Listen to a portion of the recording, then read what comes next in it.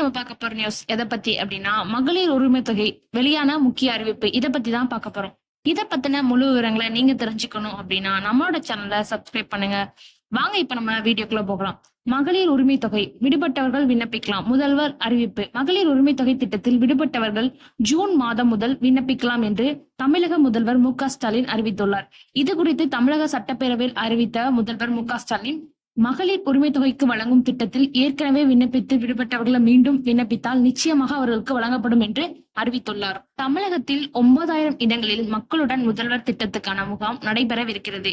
எனவே தமிழகத்தில் செயல்பட்டு வரும் மகளிர் உரிமை தொகை திட்டத்தில் விடுபட்டவர்கள் விண்ணப்பித்தால் தகுதியுடையவர்கள் தேர்வு செய்யப்பட்டவர்களுக்கு வழங்கப்படும் என முதல்வர் மு.க.ஸ்டாலின் தெரிவித்துள்ளார்.